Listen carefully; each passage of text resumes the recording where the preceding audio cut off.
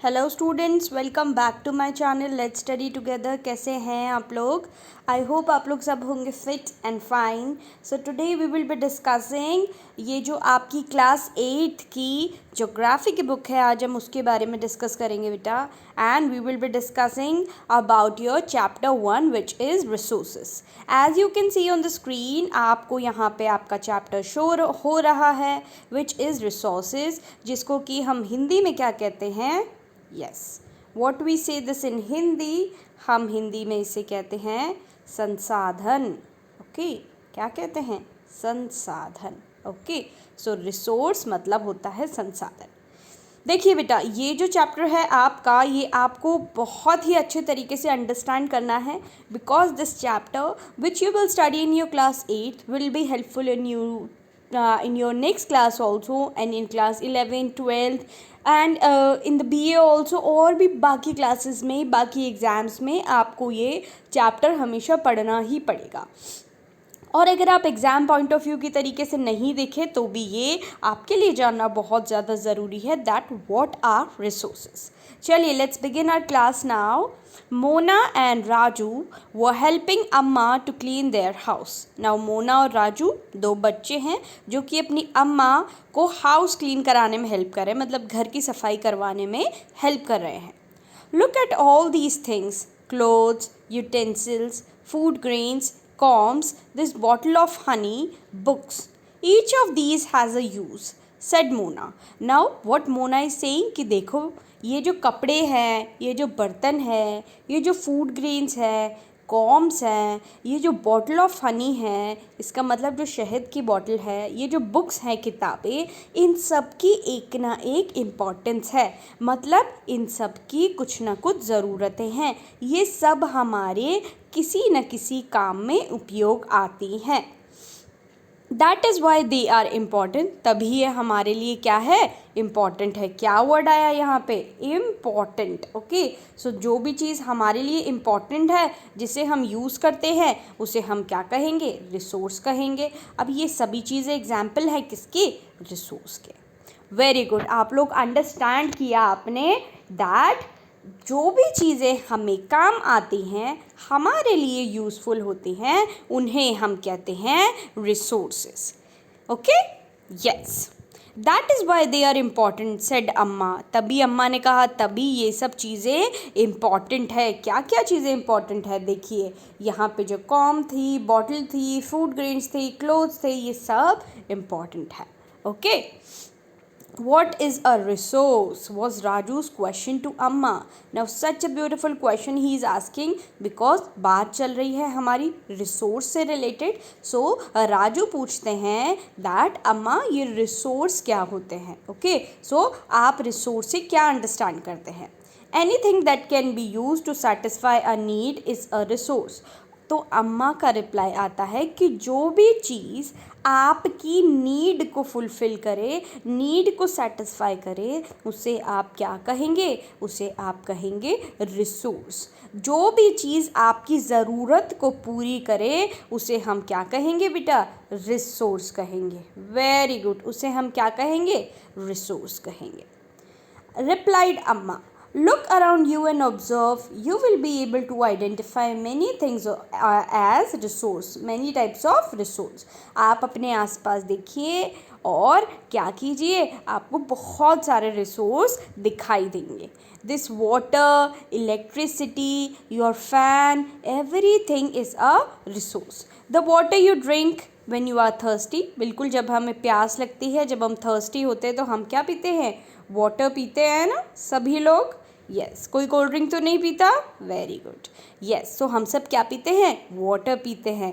The electricity you use in your house, जो बिजली आपके घर में आती है, जिससे फ़ैन, AC सब कुछ चलता है।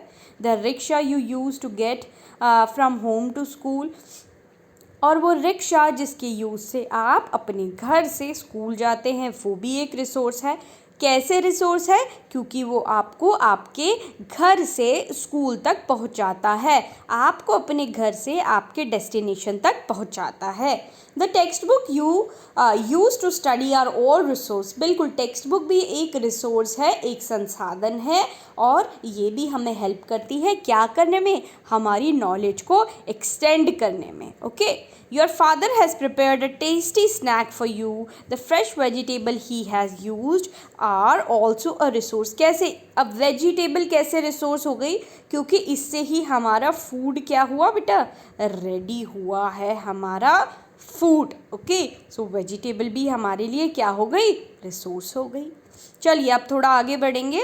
यहाँ पे है list out 5 resources you use in your home and 5 you use in your classroom. Classroom में और घर में यूज़ होने वाले 5 रिसोर्सेज के नेम आपको यहाँ पे मेंशन करने हैं. ओके, चलिए. Water, electricity, rickshaw, vegetable and textbook have something in common. Okay, ये जो वाटर है, पानी, बिजली, रिक्शा, हमारी जो सब्जियां हैं, जो हमारी किताबें हैं, इन सब चीज़ों में एक चीज़ कॉमन है.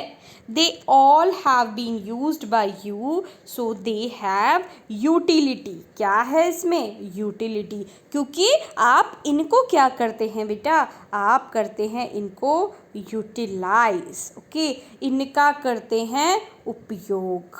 बिल्कुल, तभी तो ये यूटिलिटी पर्पस के लिए यूज़ किए जाते हैं. ओके, क्योंकि हम इन्हें क्या करते हैं, हम इनका उपयोग करते हैं, इनको यूज़ करते हैं. Got it. यस, यूटिलिटी और usability is what makes an object और सब्सटेंस अ रिसोर्स. क्या कहा गया है कि यूटिलिटी और यूजेबिलिटी ही एक सब्सटेंस को रिसोर्स बनाती है. जो भी चीज़ आपकी नीड को फुलफ़िल करे वो एक रिसोर्स कहलाती है.